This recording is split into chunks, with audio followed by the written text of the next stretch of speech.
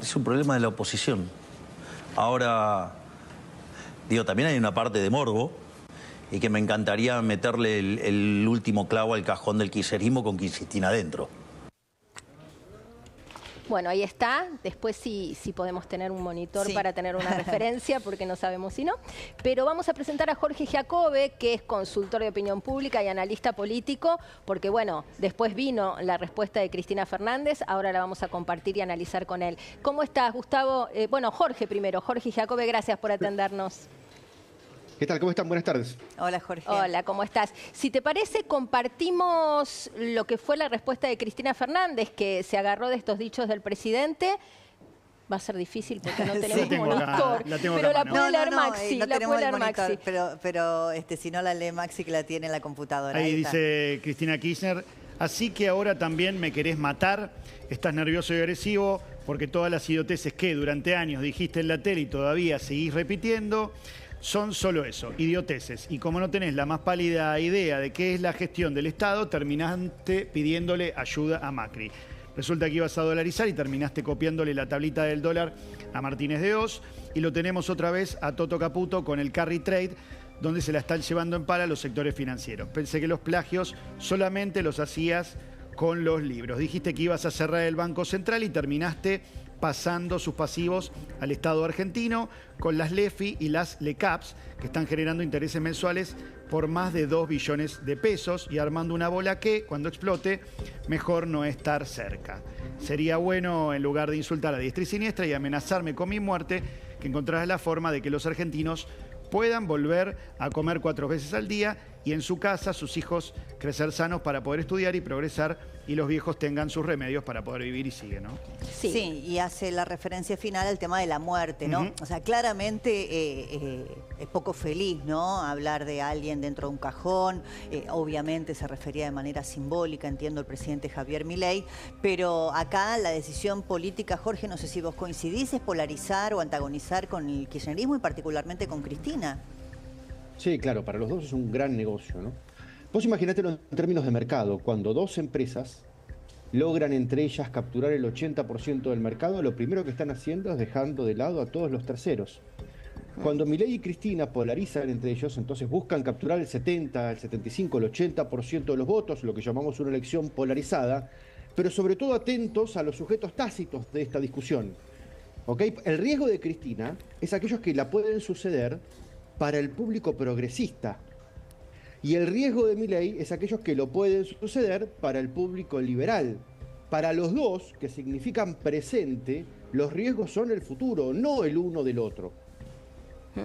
Y en este sentido, ¿no? Porque es evidente que Milei la elige como adversario y ella recoge el guante y se sube a ese ring. En este punto, ¿quién tiene más para ganar y quién tiene más para perder? Ella necesita perforar el techo, esto está claro. Y al presidente parece que la estrategia le cierra, pero ¿quién corre más riesgos en este ring? Mirá, seguramente vayamos hoy por hoy, los números indican que vamos a una elección bastante parecida a la del 2017 con un reemplazo de figura, ¿ok? Es decir, la herramienta que en el 2017 los argentinos utilizaron para ir en contra del progresismo, aquellos que querían ir en contra del progresismo, se llamaba todavía Mauricio Macri y sacó 42 puntos. Hoy por hoy, Milei está pudiendo aspirar a un número bastante parecido, ¿ok? Y Cristina tiene que recopilar el 35% de opinión pública que siempre tuvo debajo del pulgar y tratar de crecer un poquito por encima de eso, los 38 que suelen sacar en elecciones legislativas. Insisto, el negocio es para los dos. Claro, un negocio que puede ser de corto plazo. Yo me remito a lo que vos estás haciendo, que es mostrarnos el paralelismo con el 2017. A Macri le fue muy redituable en la elección de medio término y después tuvo muchos problemas, básicamente atravesados por lo económico, y el rédito del antagonismo con Cristina terminó con Cristina volviendo al poder. Por eso digo siempre que es un riesgo. Ahora, también es cierto que en ese momento pierde el kirchnerismo. Cristina tenía, a mi modo de ver, más poder que hoy, ¿no? Pero al mismo tiempo el PRO, Juntos por el Cambio, la alternativa opositora al kirchnerismo estaba unida. Acá hay que ver cómo juega esto de la Libertad Avanza y el PRO. En la unidad o en la fragmentación, depende del distrito. Claro, los socios pequeños de ambos universos están midiendo 6, 8 puntos. Digo, el PRO puesto por afuera está midiendo 6 puntos, un peronismo no kirchnerista está midiendo unos 8 puntos, como opción hipotética, ¿no? Falta todavía un año. Pero lo cierto es que hacia adentro de los campamentos, el mundo progre o el mundo liberal, no son peleas entre ellos de actores que valen lo mismo, ¿ok? Ahora, en una elección ajustada, vos decís 8 puntos para el mundo peronista o panperonista, es poquito, pero duele, ¿no? Y los mismos 6 puntos del PRO. Pero en definitiva, insisto en esta idea, nosotros podemos pensar que esto es solamente una pelea para el presente, pero en realidad lo que está subyaciendo es una pelea para que no termine floreciendo el futuro. Para el presente y para la elección, la elección del año que viene es también presente, a mi criterio, lo que va a suceder no es una gran cosa. Simbólicamente va a ser importante porque vamos a ver la opinión pública dónde se encuentra respecto de apoyar o estar en contra de este gobierno y también de apoyar o estar en contra de Cristina, pero en definitiva lo que va a pasar no es una gran cosa. Todo lo que puede aspirar el gobierno es a convertir senadores y diputados que eran aliados, amarillos, en propios, violetas, ¿no? Pero en definitiva la configuración de cualquiera de las dos cámaras no va a cambiar demasiado. No. Va a ser una pelea con mucho fuego de artificio, pero en términos reales no va a cambiar nada. Si te parece, lo sumamos también a Gustavo Marangoni, que es analista político y creo que también ya nos escucha. Gustavo, ¿cómo estás? Hola, Débora, buenas tardes a vos y a todos. Gracias por la comunicación. Bueno, pedirte tu punto de vista. No sé si coincidís con lo que decía Jorge en relación a lo que puede pasar en la elección que se avecina, aunque falta todavía, claro, y mucho, respecto de este antagonismo que eligió el gobierno de la polarización con Cristina. Me tomo de la palabra que vos mencionás, antagonismo. No hay decisión más política que elegir el rival. Y acudo casi a un recuerdo entre vos y yo, Débora, no quiero dejar afuera a los demás, pero hace muchos años yo participaba del programa Intratables y me acuerdo que detrás de cámara, cuando te microfoneaban, me crucé muchas veces con Javier, que estaba ahí invitado, pero también estaba un querido y ya desaparecido personaje, lo digo cariñosamente, Aldo Piñanelli, que me decía, para mí este programa es facilísimo. Yo llego, miro, elijo, veo quiénes están y elijo con quién me voy a pelear. Una lección de ciencia política. Claro. Él se peleaba con 2 o 3 y Javier se peleaba con todos. Porque el negocio, entre comillas, de cada uno era ese. El de Aldo, elegir, qué sé yo, a Fernando Iglesias, recuerdo en ese momento, qué sé yo. Y el de Javier era, bueno, un poco como es ahora. Entonces, creo que inicialmente, obviamente que a Cristina le conviene, y sobre todo en el contexto de esta interna, perdón, te hago ahí una marcación. Cristina, vos fíjate que cuando el ministro de Economía Caputo en el coloquio de IDEA dice esa señora o esa mujer y habla del antagonismo con el kirchnerismo, Cristina le contesta y le dice gracias por ser mi jefe de campaña. Exacto. Exacto. Entonces, y lo mismo, digamos, a Milei entrar en controversia con ella. Ahora, falta mucho. Y en esto, como en tantas cosas, no solo importa la audiencia más leal, porque esa la tenés. Esa quiere picante, esa quiere que digas adjetivo fuerte, que tires carne a la parrilla. El tema es por dónde irán los demás. Los que miran y pueden o bien optar por un lugar o por el otro y decir, bueno, si es pato o pollo, elegiré pasta o elegiré pollo, o que a lo mejor de acá a un año vista te diga la verdad que a mí ni este menú me satisface. Claro. Entonces veremos. Porque eso depende de tantas otras cosas que pasarán, de las que yo al menos no tengo ni la más remota idea. Claro. Cómo va a evolucionar la economía, qué pasará con el peronismo, con los gobernadores, con los bloques. Depende de muchas cosas, pero está bien, cada uno inicia este camino y en su mapita puso al otro como adversario y con el estilo y de jugada fuerte. Agregaría una cosa más. Alguien por ahí, no recuerdo quién, porque siempre me gusta citar, habla de esta época más que de democracias, de hemocracias, haciendo referencia a las emociones, ¿no?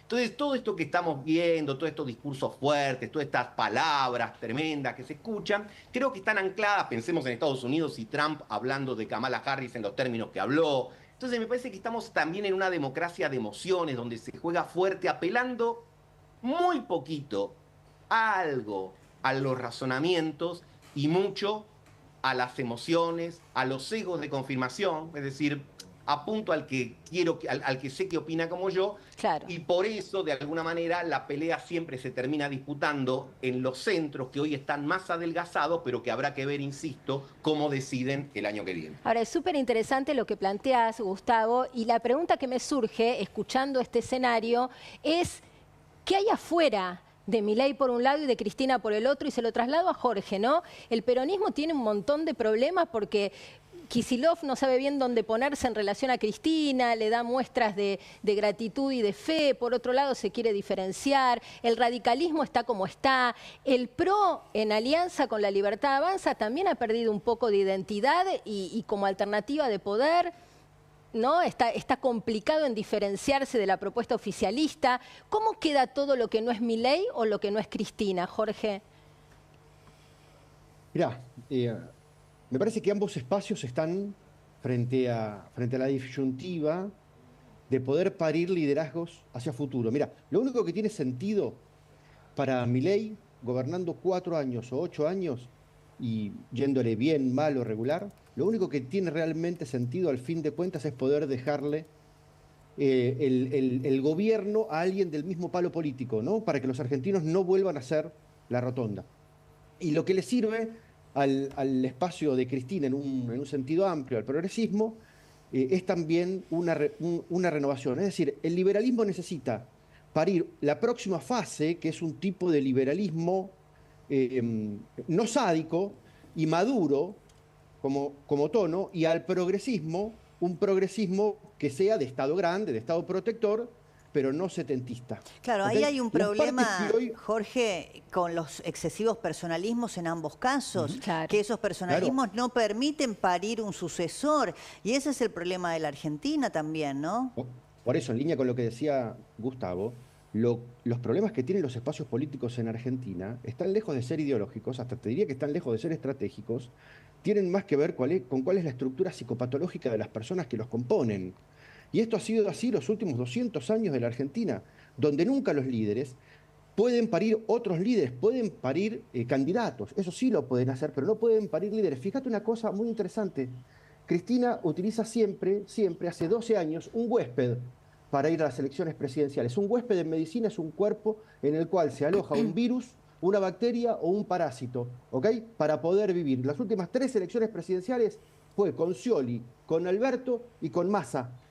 Es decir, excepto por Cristina misma y por Néstor, el kirchnerismo nunca presentó un candidato propio. Fíjate lo que es la crisis a la hora de parir liderazgos, y sin embargo los necesitan y se resisten. Ahí, Jorge, antes de seguir con esta línea que es muy interesante, sabemos que Gustavo tiene un compromiso para cerrar tu mirada, Gustavo.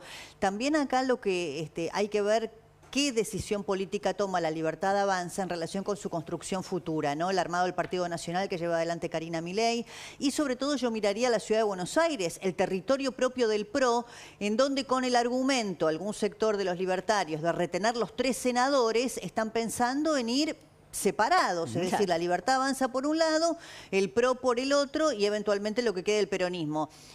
Siempre y cuando piensen que van a salir primeros ellos y segundos, claro, y se quedan con los 3.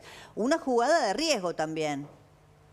Toda jugada, por supuesto, en política tiene riesgo porque tiene un contenido de apuesta, hay un elemento de incertidumbre. Ahora, trato de tomar todo lo que se ha dicho y te diría, es cierto, en la Argentina los partidos muchas veces son más que conceptuales, muy teñidos de cuestiones personales, ¿no? Pero también responden a culturas que, aunque no estén delimitadas específicamente, existen y tienen mucha fuerza. Uno podría decir, simplificando, la cultura peronista y no peronista, pero entendiendo no por el símbolo, Perón, Evita, todas esas cosas, sino por el hecho que hay gente que ve más al mercado como una solución y otros lo ven más al Estado como una solución. Hay gente que ve más la protección como algo bondadoso y otros ven la apertura como algo bondadoso. Esas culturas en sí son muy persistentes en la Argentina y tienen liderazgos, no tienen partidos institucionales que la representan.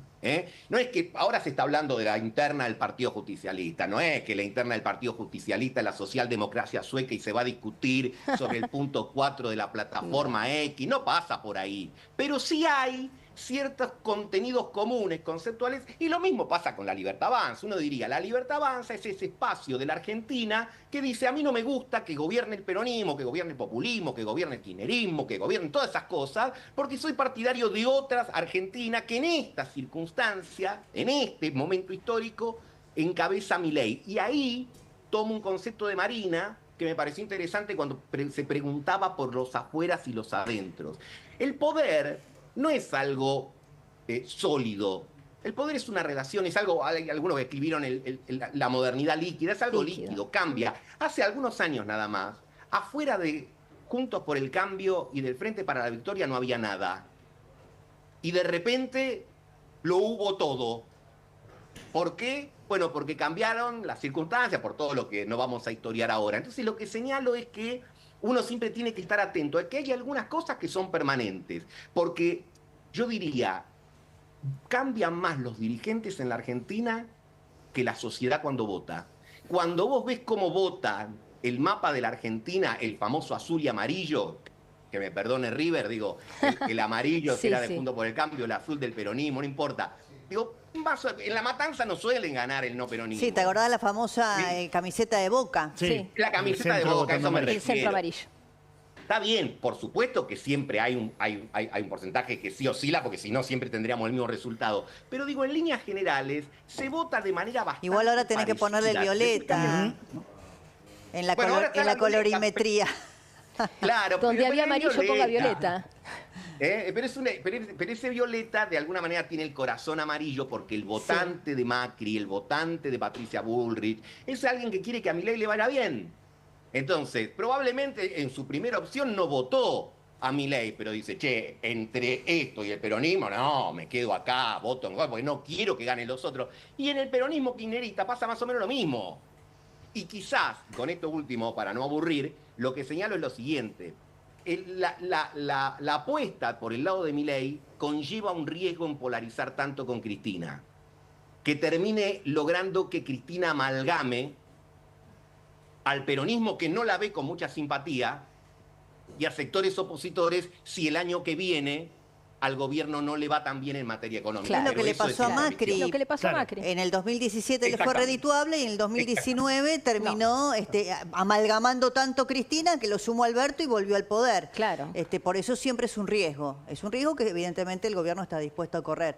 Gracias, Gustavo. A vos te despedimos, pues sabemos que tenías un compromiso, pero seguimos con Jorge, obviamente. Por supuesto. Y a raíz de todo esto que charlábamos con Gustavo, que es la elección de medio término, es la percepción ciudadana en relación al peronismo y al kirchnerismo, tenemos para compartir con vos, Jorge, y con la audiencia, por supuesto, una encuesta de opinión de DC que es súper interesante porque pone todo esto sobre la mesa y también evalúa algunas políticas públicas de la administración Milei y lo queremos contrastar con tus datos y con tu mirada.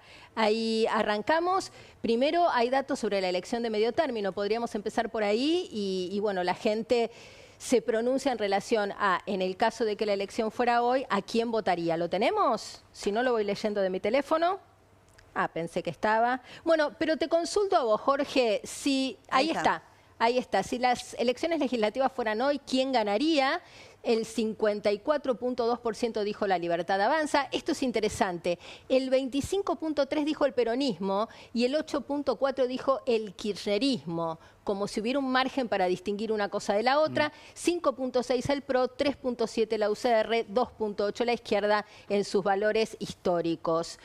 Esto no sé si coincide con tus trabajos, si estás midiendo elección de medio término, y cómo evaluás esto de peronismo y kirchnerismo. Primero un pequeño apunte técnico, Marina. Esa pregunta de nuestros colegas apunta a quién cree que ganaría. Claro, no es intención de voto. No es intención de voto. Claro, que no necesariamente es lo mismo. Ahora, en nuestras encuestas, cuando hacemos esos dos tipos de preguntas, ¿a quién crees que ganaría y a quién votarías? Dan más o menos lo mismo. En este tiempo histórico dan más o menos lo mismo. Nosotros tenemos a la Libertad Avanza bastante por debajo de eso, pero bien todavía, es decir, en 42 puntos. Acordate que 42 puntos es exactamente lo que permitió a Juntos por el Cambio ganar las elecciones del 2017. Perdón, que viene de 30, porque también hay que decir, el presidente Milei, si no miramos la lógica del balotaje, sacó 30 puntos y que hoy la pregunta en la consultora, en el caso de Giacobbe, le dé 42, también es importante, porque habla de un crecimiento ahí. Sí, absorbiendo casi todos los votantes de Patricia, digamos, ¿no? Y dejando solamente un porcentaje chiquito para el PRO de Mauricio, ¿no?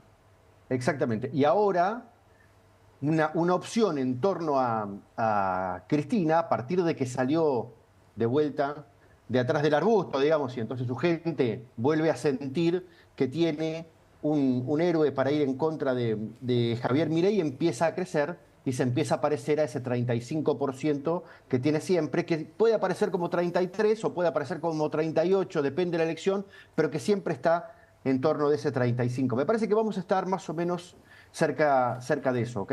Pero siempre recordemos esto por lo que pasábamos recién, ¿no? Sí. Que no es cierto lo que dice el gobierno respecto de que fue el gobierno más votado de la historia. El 55% de la segunda vuelta se compone del 30% que lo bancó siempre y de un 25% que en la PASO le dijo que no, que en la general le dijo que no y que recién le dijo que sí en la segunda vuelta, ¿no? Totalmente, no es una diferencia menor. Después también se evaluó el modelo de la motosierra en la percepción de los consultados, si les parece lo compartimos. Para usted, con el modelo de la motosierra, ¿la Argentina tendrá un mejor futuro? El 59.1 dice que sí, el 40.9 dice que no. Esto sería más o menos como una suerte de aprobación de gestión, ¿no? 60-40. Esto sería una idea respecto de aplicar la motosierra. Ahora, cuando nosotros preguntamos si Milei, nosotros, ¿no? En nuestros datos, preguntamos si Milei está yendo contra la casta tal como lo prometió durante la campaña, 2 de cada 3 mileístas dicen que está yendo suave, que no está yendo de la manera que prometió. Entonces, esta gente cree que sí, que hay que ajustar, ¿ok? Sobre todo a la clase política, porque ajustarse a uno mismo, por supuesto, es más impopular, pero cree que Milei no está yendo contra la casta como por lo menos se construyó como deseo, digamos. Claro, claro. Es interesante, sobre todo pensando en la estrategia que va a llevar adelante el gobierno con cara a la próxima elección, ¿no? Y está... Y que todavía falta... Falta mucho, pero bueno, me parece que el componente económico va a ser el que prime. Creo que hay otra placa más, ¿no? Que no tiene que ver en este caso con la intención de voto al presidente Milei, sino con otras cuestiones que son bien interesantes vinculadas a la política de seguridad, teniendo en cuenta que Patricia Bullrich es una de las ministras mejor ponderadas del gabinete. ¿Qué opina de que los presos trabajen en la cárcel? Una propuesta, algo que puso sobre la mesa Patricia Bullrich la semana pasada. Estoy de acuerdo, el 90.8%. No estoy de acuerdo, el 9.2. Acá es apabullante. Y una más, así terminamos con este tema, porque creo que está en relación con lo mismo, ¿no es cierto? Para usted, ¿el modelo de cárcel debería ser privado, como el modelo estadounidense, o público, el modelo actual? 57.4%, mayoritariamente el modelo privado, como Estados Unidos, poniéndolo de ejemplo, ¿no? De las promesas que hizo el presidente Milei, a la opinión pública que lo votó en la segunda vuelta, tiene constancia de que 2 están cumplidas o en proceso de cumplirse. Uno era bajar la inflación y otro era poner al Estado en control de la calle y de la seguridad. ¿Ok? Eso es el matrimonio entre Milei y Patricia Bullrich. Eso la opinión pública lo está viendo perfectamente bien. Sí. Ahora, el resto de las promesas son todavía un if, digamos, ¿no? Es decir, están todavía por cumplirse. Todavía la recuperación económica, vivir mejor, que el esfuerzo tenga sentido, que el esfuerzo tenga premio al final, es todavía algo que está por cumplirse. Y eso es lo que va a mover las emociones que después van a terminar en comportamiento a mediados del año que viene.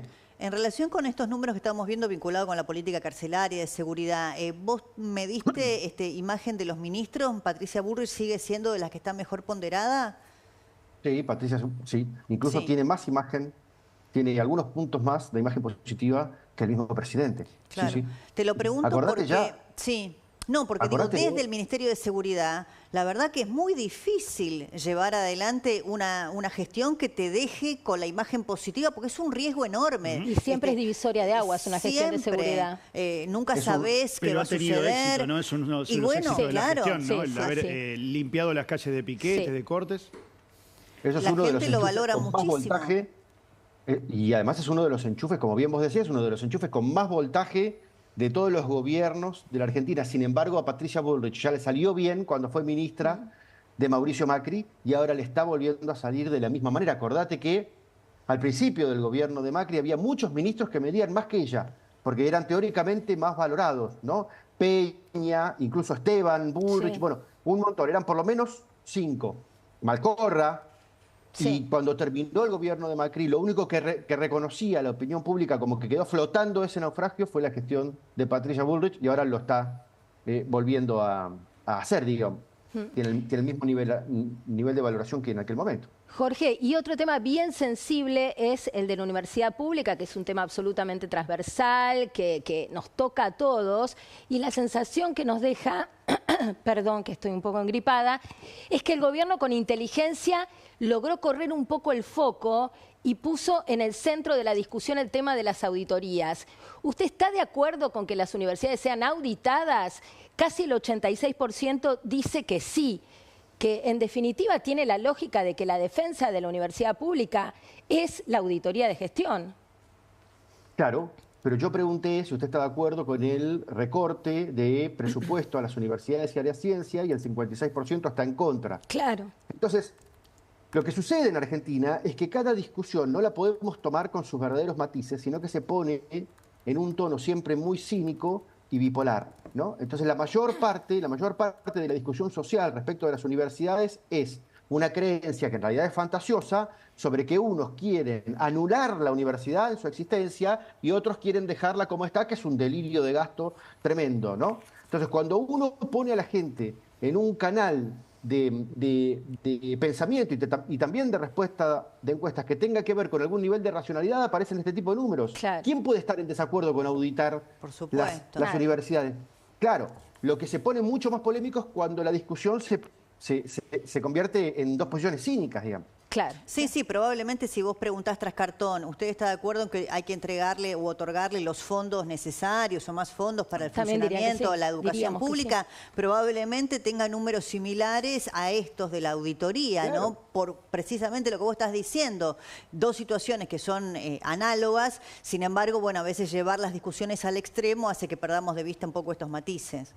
¿Qué es lo que pasa? ¿Qué es lo que nos está pasando? Por algo no podemos dialogar entre nosotros y por algo somos 47 millones de personas en una reunión de consorcio propietario que no funciona, porque no logramos tener una discusión donde escuchemos un poco al otro, digamos, ¿no? Y cuáles son las verdaderas razones del otro. Y todos extreman las posiciones un poco por lo que hablábamos antes, ¿no? Porque también es la forma de llamar la atención y es la forma de simplificar mensajes. Gracias, Jorge. Clarísimo, como siempre. Gracias también por ayudarnos con los números de DC y por darnos tu mirada y aportarnos tus números, que siempre están tan bien hechos también. Gracias. Gracias. Muchas gracias. Bueno, un caso realmente tremendo.